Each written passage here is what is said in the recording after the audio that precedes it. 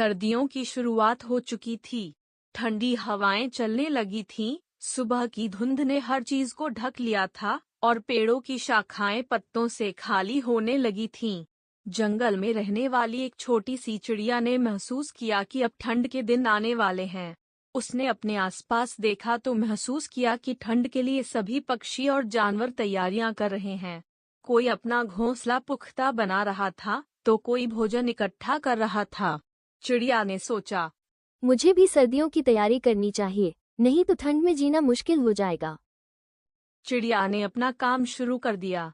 वह सुबह से शाम तक मेहनत करती, आसपास के पेड़ों से सूखी घास, हल्के तिनके और नरम पत्ते इकट्ठा करती।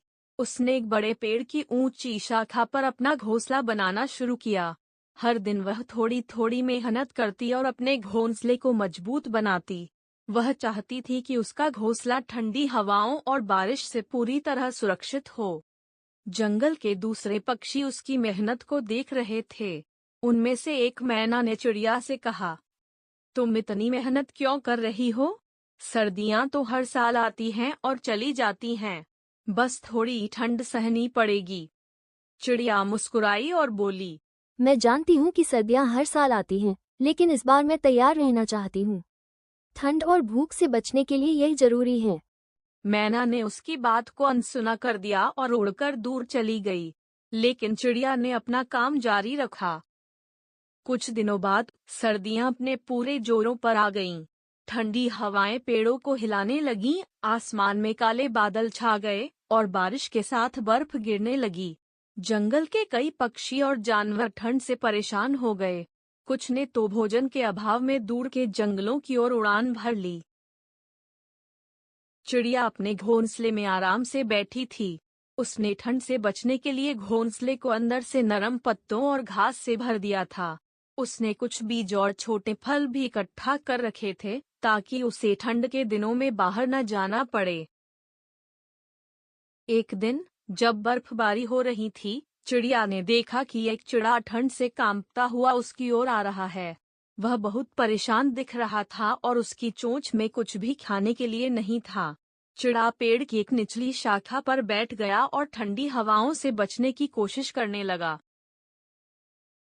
चिड़िया ने उसे देखा और आवाज दी, क्या बात है, तुम इतने परेशान क्यों हो? चिड़ा ने उदासी भरे स्वर में कहा, मुझे सर्दियों के लिए तैयार होने का समय नहीं मिला। अब मैं ठंड और भूख से मरने की कगार पर हूँ। चिड़िया को उसकी हालत देखकर बहुत दुख हुआ।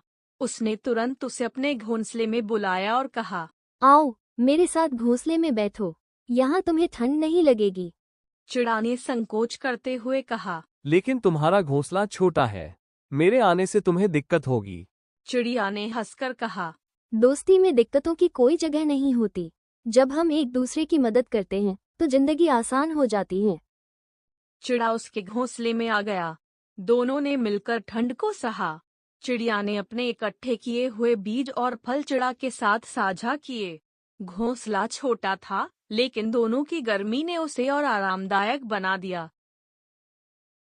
कुछ दिनों बाद बर्फबारी रुक गई और आसमान साफ होने लगा। चिड़ा अब पहले से बेहतर महसूस कर रहा था। उसने चिड़िया का धन्यवाद किया और कहा, तुम्हारे कारण ही मैं इस सर्दी में जीवित रह पाया। अगर तुमने मुझे अपने घोंसले में जगह न दी होती तो मैं ठंड से मर जाता। चिड़िया ने मुस्कुराते हुए कहा, ये तो मेरी जिम्मेदारी थी। अगर हम एक दूसरे की मदद नहीं करेंगे तो मुश्किलें और बढ़ जाएंगी। चिड़ा ने सोचा कि उसने सर्दियों की तैयारी न करके बहुत बड़ी गलती की थी। उसने चिड़िया से वादा किया कि अगली सर्दी से पहले वह भी मेहनत करेगा और अपनी तैयारी पूरी करेगा। इस घटना के बाद चिड़ा और चिड़िया अच्छे दोस्त बन गए।